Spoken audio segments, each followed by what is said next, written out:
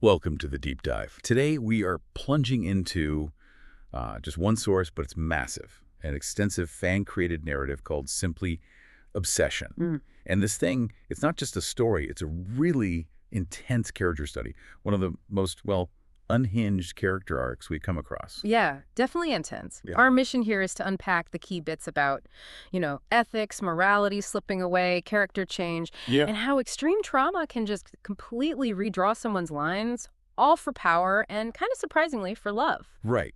The focus is squarely on Draco Malfoy, like right after he gets out of Azkaban, 4 years he was in there, and Hermione Granger. And the setting, it's this dark, post-war wizarding criminal underworld.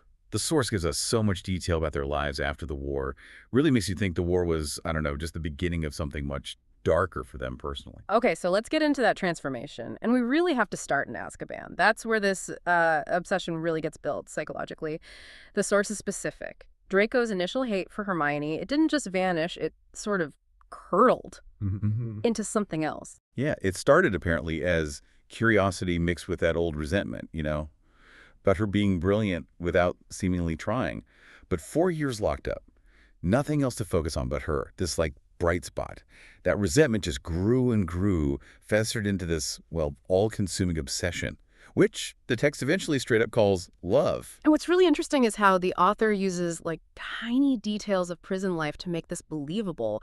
Inmates could get the daily profit. Seems small, right? But that becomes the core of his whole new daily ritual. He just devour any article mentioning her, tracing her picture in the paper. And this is where it gets really dark, the self-punishment part. The source says the first time he acted on that fixation, looking at her picture, the shame hit him so hard, so fast, he deliberately picked a fight with the guards just so they beat him violently, like penance, for his own thoughts. That's wow. It sets up this really dangerous link. Desire, shame, pain. Exactly. That specific cocktail, less shame, violence, it becomes this foundational neurosis driving everything he does later. But just his private rituals, that wasn't enough. He needed control in the real world. He needed eyes on her, which meant, while still inside, he had to get a guard on his side. And getting that guard cost him a lot. The bribe wasn't just gold. The source is pretty explicit. It involved physical acts using his own body and pretending to still be all in on pure blood ideology to get this guard's, toxic trust. It really says something about what he was willing to pay for control. And that surveillance, it paid off almost immediately from his perspective. It showed him the main obstacle, Ron Weasley, her husband, apparently cheating on her with, the source calls them golden trio groupie slags. Pretty harsh term. So Draco decides Ron has to go. He gets the photos, proof of the cheating, and sends them to a reporter at the Prophet. But, and this is a key detail, the source includes, he specifically didn't use Rita Skeeter. Couldn't stand how she wrote about Hermione. It's such a weird contradiction, isn't it? Ruthlessly destroying a marriage, but then this flash of protectiveness about her public image. And it gets even more complex. Despite orchestrating the whole thing, the text says Draco felt actual remorse for embarrassing Hermione publicly with the divorce. And how does he deal with that remorse? Back to the old pattern. Self-punishment. He asked the guard he bribed to be extra rough with him as penance.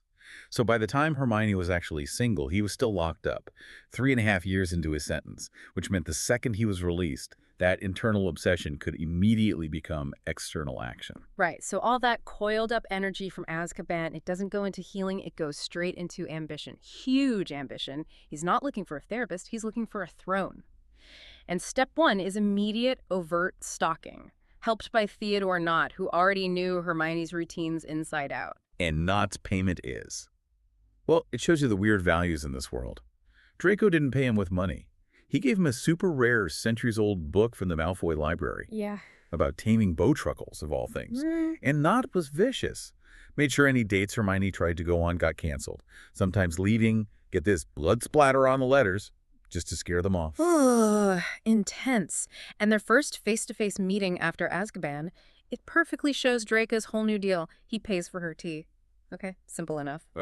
Then declares, "You're mine." Super possessive. But then immediately after, he makes this vow he apparently swore in Azkaban. He promises he will never lie to her. It's like he's trying to build this thing on total honesty and total control at the same time. And that ambition just scales up massively fast. Draco's goal is nothing small. He wants to be the king of the entire wizarding criminal underworld in Britain. He starts pulling people in Theo, Blaise, Zabini, and here's a curveball. Luna Lovegood. According to the source, Luna sees his rise not as like evil, but as some kind of unavoidable cosmic fate. Wait, hold on. Luna Lovegood. Helping a criminal take over because it's fate. That seems really off-brand for her. How does the source explain that? She's always been so peaceful, almost ethereal. Yeah, it's definitely presented as surprising. The narrative kind of suggests her support isn't really about endorsing crime. It's more like she has this unique sight, and she sees this dark path as, I don't know, necessary. Like, it leads to some kind of required balance, even through darkness. Her being okay with it basically gives Draco's inner circle this sense that his actions are maybe justified, or at least inevitable, not just power hungry. Oh, okay, that's a twist.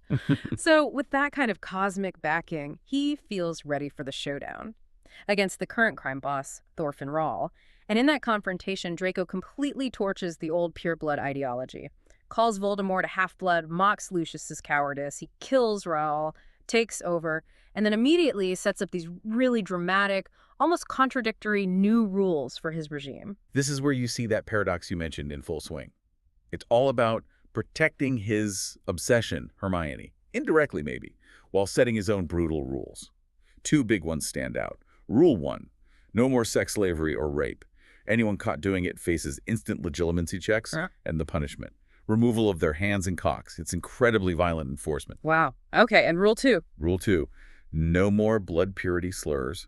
Specifically, anyone uttering the word mudblood loses their tongue immediately. So what the source seems to be arguing is that his morality is entirely based on control and protection, specifically his kind of protection. He gets rid of the worst historical abuses, things that could harm women he cares about, but enforces it with, torture and mutilation. But that ethical code, however warped, that's just for the Empire. His personal obsession with Hermione, that still overrides everything. Which leads directly to this really awful incident, the tea spill incident. Draco actually hired some random muggle guy just to bump into Hermione to force an interaction he could control, make it seem accidental. Okay, that's already controlling and creepy, but it gets worse. Much worse. The muggle accidentally knocks the tea, and it scalds her hand. Just a minor burn, supposedly. Draco's reaction wasn't just anger, it was absolute immediate rage. He tortured the muggle severely, and then killed him. For an accidental spill, it shows that lightning-fast cycle: control, attempt, loss of control, extreme violence, self-punishment. Because he felt responsible for her getting hurt, even accidentally, that self-harm instinct kicked right back in. The source says he needed sessions with Theo Nott again, self-harm sessions, as penance. So that mechanism, lust, shame, penance, born in Azkaban, it's now just how he operates day to day. Wild. And this shared darkness, it starts to really pull Hermione in too. Draco takes her to Paris, breaks his probation using a portkey, and there he finally tells her why he became obsessed, seeing her picture in The Prophet during the war. Right, he said she looked threatening, powerful, fucking radiant like fiend fire.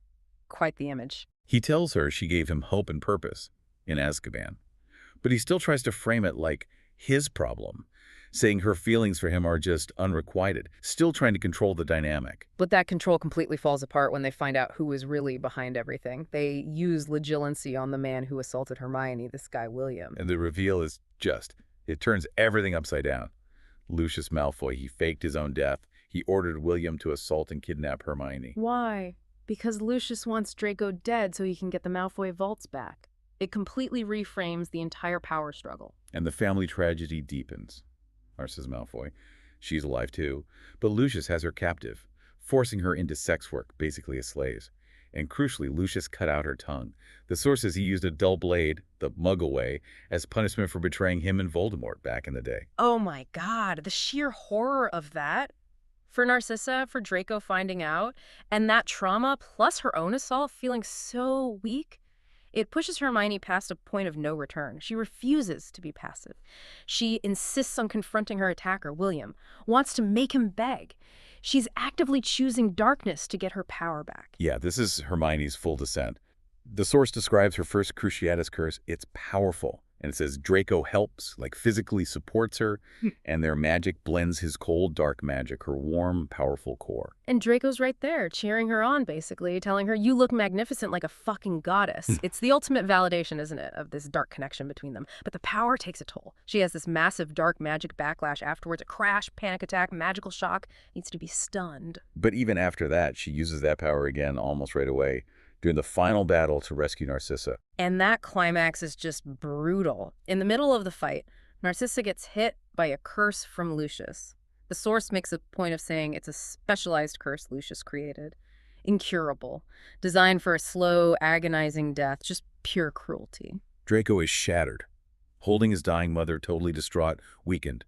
But Hermione, even though she's injured herself, she doesn't hesitate. Lucius isn't getting away. Her final move really cements where she's landed. She hits Lucius with a powerful crucio and holds it. Holds it until text says his eyes popped. Leaves him brain dead. Just gone. Wow. So that sheer act of vengeance, that extreme violence, that becomes the bedrock of their actual relationship. After all that, Draco apparently goes into exile for 6 months. Self-imposed, just self-harming, leaving scars, the text says, as reminders of his failures. Guilt over Narcissa, over hurting Hermione. But Hermione won't let him stay there, stuck in that cycle. She finds him, confronts him, rejects the self-loathing, admits she has feelings too, and essentially forces him to be functional with her. And that's when they lay down the ground rules for how they're going to exist together. Right, and these rules basically create their own private moral universe. Rule 1, no killing innocent people. But, and this is key, they define innocent very specifically as anyone who isn't a rapist, murderer, abuser, or thief. So morality is entirely conditional on past actions. Vengeance is permitted. Rule 2, Ron Weasley is off limits, no harming Ron. Draco can't, his people can't, period. Like a last link to her old life, maybe? Yeah, maybe. And Rule 3 tackles his core issue head on. No more self-harm. If he feels the urge, he has to tell her, has to talk to a mind healer. It's a really weird contract when you think about it. She accepts the darkness, the obsession, the violence, but draws the line at him destroying himself. And the story ends with Hermione fully embracing it all. She accepts his obsession as this extreme protective form of love. She even says this obsession he developed for her had now infected her too, and she had no desire to ever stop obsessing over him either. So the narrative lands on this idea of a relationship built really on shared trauma, mutual darkness, extreme protection, and a total rejection of conventional morality. It's a complete flip, isn't it, Yeah. of what we normally think of as morality or healthy relationships. This source argues that shared trauma can create this incredibly intense bond where maybe extreme protective violence isn't just accepted, it's required, a necessary part of trust. So the question this leaves you, the listener, with is pretty provocative. This story forces you to think about transparency. What's the real cost of knowing everything about someone? If building trust means accepting, even participating in, the absolute darkest parts of your partner's soul, what does that truly mean? What's the price of being that